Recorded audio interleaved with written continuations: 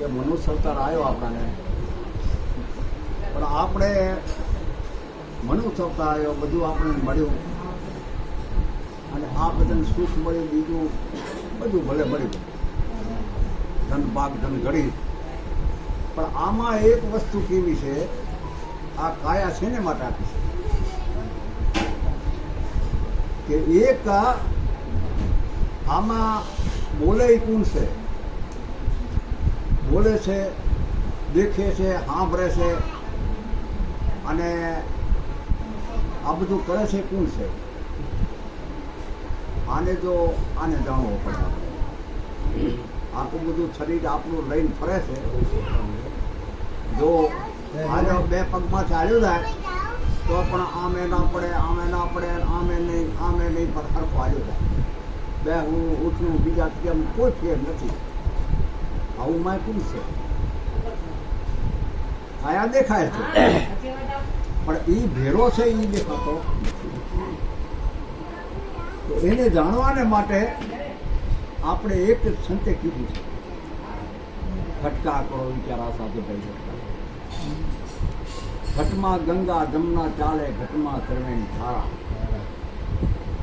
ઘટમાં મેરુ પર્વત સાગર, ઘટમાં બાગ બહારા. આ ઘટકા કરો વિચારા. આ બધું આપણે માટે કીધું છે. એટલે આપણે સારું ધન ભાગ ધન કરી આપણને સમજો કે આપણને આ સંબંધ મળ્યો છે અને આપણને અમૂલ્ય મળ્યો છે, સાચો હીરો છે. સમજ્યા? એક એક આપણામાં શ્વાસ છે, એક એક શ્વાસો છે સાચો હીરો. આપણે નાભી કમળથી અધર જાય પણ નીચો આવે. ત્યાં ધર્મદાસે કીધું આપણે કબીર સાહેબ કે કુન કર્મ से બનિયા કાયા અને કોણ દેશથી હંસા ચલી આયા. એટલે ધર્મદાસ પૂછે છે કબીરનો જવાબ. કબીરે શું કીધું?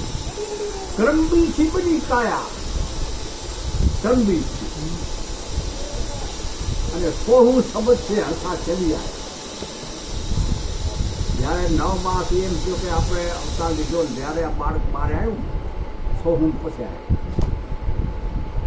સોહમ અધરથી આવે, એ અધરથી આવે સતલોકથી. પછી આપણી માલિક પર આવે એટલે તરત એ સમજો કે બાળક નાભીમાં આવી બે, એટલે નાભીમાં આવી બે એ પછી આ નાભીથી ઉપરે સોહુ ઓહુ આ ચાલુ થઈ ગયું, પાછું ચાલુ. એટલે બાળક હાથ પગ હલાવવા મળ્યું. મેં જીવ હતો એમને સૂન પડ્યો હતો, પણ સોહુમાં આવે પછી આથી ચાલુ નાળીની મારી પછી આખું દેખવા માટે સાંભળવા માટે આ બધું. પણ એ આપણે નજરે દેખી છે, જાહેર છે, અને એને માટે આ શબ્દો બધા એક એક શબ્દ પછી આપણે ધર્મદાસે કીધું ઓહું આવે, સોહું આવે, દોષિત કરી કહી દીવા કોઈ ભેટો આવે છૂટા ટેસ્ટમાં ધનદાલની વાગી સદગુરુ કામ બતાવી ભૂલ ભ્રમણા પાડી. એટલે પહેલું આથી આ ફરવાની કરવું હતા, આથી ડાયરેક્ટ કરવાની સ્થિતિ. સદગુરુ ચાબી આપે તો આપણે એમ જો કે એ ચાબીથી પછી એ ચાલુ થઈ નકા નાભી કમળની માલકો જવાતું નથી, બંધ કરી કે જ્યારે ઉપરથી જ્યારે આપણે આવી ઉપરથી આજે શક્તિ આવી અને કાળ પુરુષ આવીને પછી નવખંડમાં એને કબજો કરી લીધો ને પછી દરવાજા બધા નવખંડની પછી એમાં વડે પાછું કદી સાહેબને દીધું ધંધા કે કુલ કમલમાં શ્વાસ ઉઠતા હતા અને કુલ કમલમાં જીવતા વાતા. ધર્મદાસ પૂછે કેટલાય કાયા કા ભેદ મને ક્યો બતાય. પછી કીધું કે નભી કમલમાં શ્વાસ ઉચ્છ્વાસા, હૃદય કમલમાં જીવતા વાતા, હૃદય કમલની માત્ર જીવના વાતા. હૃદય કમળમાં જીવતા હતા. પછી મારે કીધું કે કોણ કમલમાં નિર્જન રાય, કોણ નગરમાં ફરે દુવાઈ, નિર્જન ત્યાં છે અને ત્યાં એની દુવાઈ ફરે.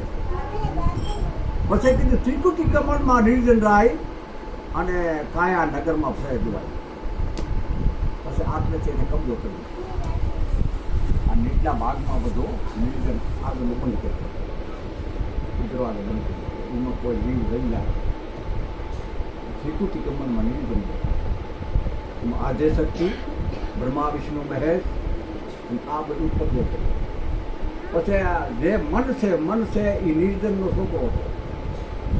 મનને મિલ્યો જા નવખંડમાં તું રાજ કર, નવખંડની માલ તો તું રાજ કર, એમાંથી કોઈ જીવ બારો નીકળ્યો તમે ના જોયું. પછી આ નવની માલિકો એ મનાયો. પછી એમાં એક છે રવિ સાહેબે કીધું છે કે પાઠ પછી સુખાદલ હે ભારી અને કરડા મન બડા એકારી. પાંચ પછી સુખાદલ હે ભારી, કરડા મન બડા હે એકારી. અને